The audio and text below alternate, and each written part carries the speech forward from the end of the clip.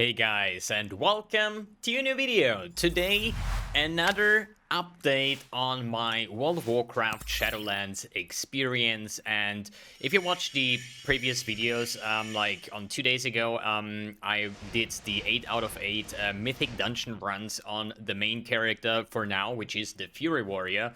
And with our group, which includes like a couple of real life friends as well as my brother, we had like such an easy time in the mythic dungeons. And yeah, we kind of did all that has to be done or needs to get done in the first couple of days, and then we decided, you know what, let's get an alt group going. That was like 2 days ago. So yesterday we leveled new tunes up to level 60. Today we actually did another 8 out of 8 mythic runs, and I decided to go with my good old Death Knight here.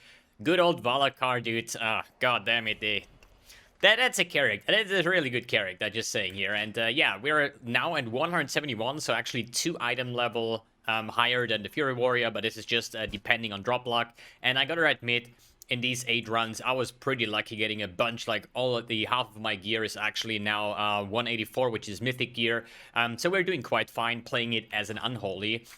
Currently with these talents over here.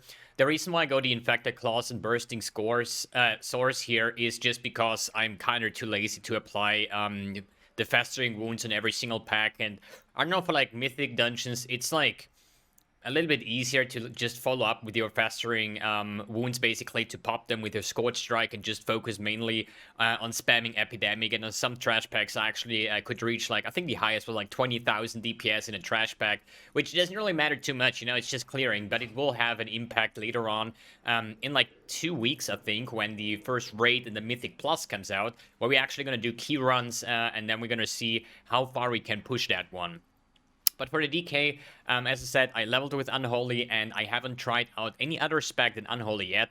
I think Frost is pretty similar to the style that is usually the case, you know, just with like spamming your Holding Blast, Frost Strike, Obliteration, wait for your Killing Machine procs and Rhyme procs, and then just, yeah, get stuff going like that. And I think there's like 2 specs as far as I saw, which is one is the Obliteration 2-hand spamming, more or less. The other one is like dual wield with a Breath of Sindragosa, but this is something I haven't tested yet. And Blood, you know, I'm not really the biggest tank fan, let's say it like that. But I do think at the moment, since I'm done now with the second character, and with done, I mean like really done. I even made my Torghast on this guy like previously, and I gotta admit, Torghast is actually hard. I thought like, I'm just gonna gear this one up, you know, just do this 8 mythic dungeons, get some gear going, and then just run through Torghast through this level 3 layer and then another level 3, so you get twice as much Soul Ash for the weekly cap, which is currently 810, which I've done on this one.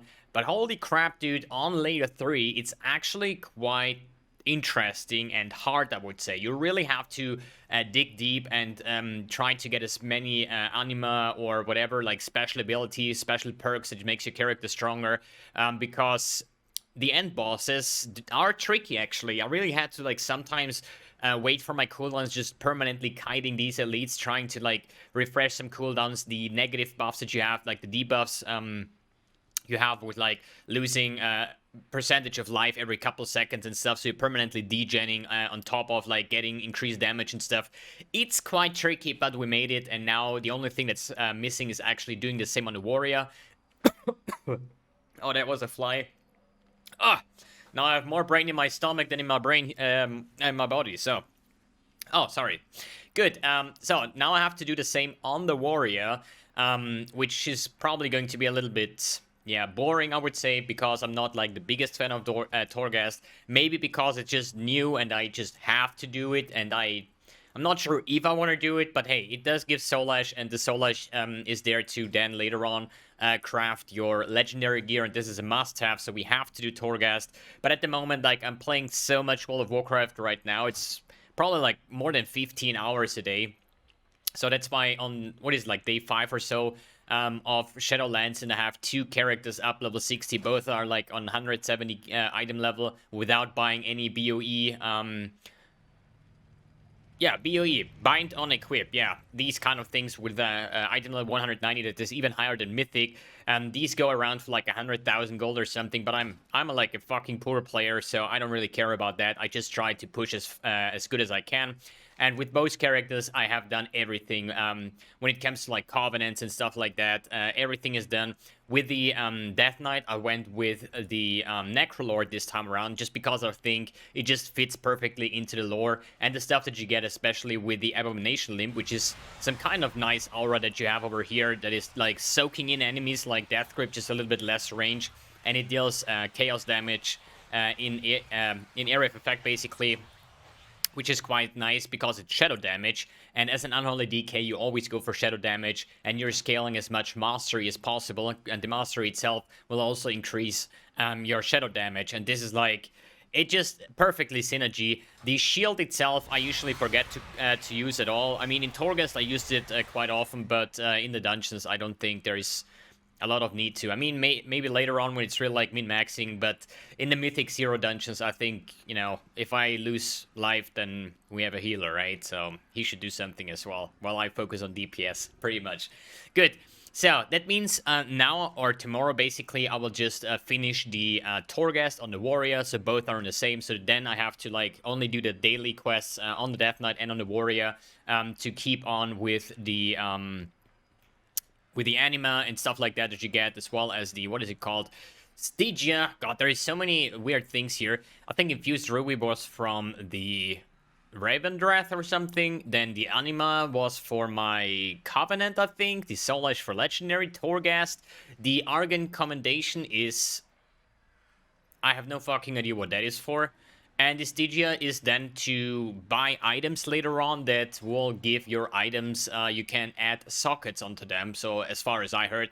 But at the moment, I don't care about it. The only thing I care about is I log in, I do my dailies, and after everything is done, my daily heroic and whatnot, then I check what else is to do. But as I said again, the DK is pretty much done for the week, the Fury Warrior as well after Torghast, and then I will decide what I'm going to do. Either it's going to be like some achievement farming or some PvP, or maybe even consider leveling up a third character, maybe as a healer, or maybe try out the Blood spec or Frost spec and try out some stuff like that. But I think that's going to be it for the first week of Shadowlands.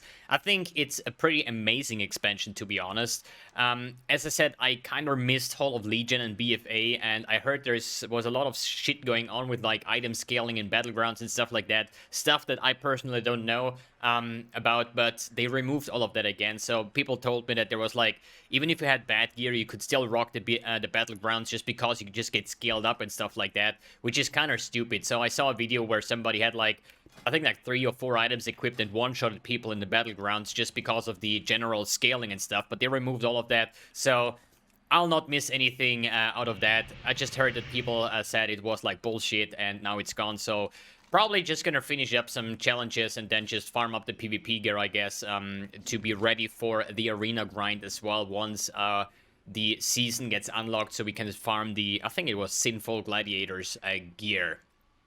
Good.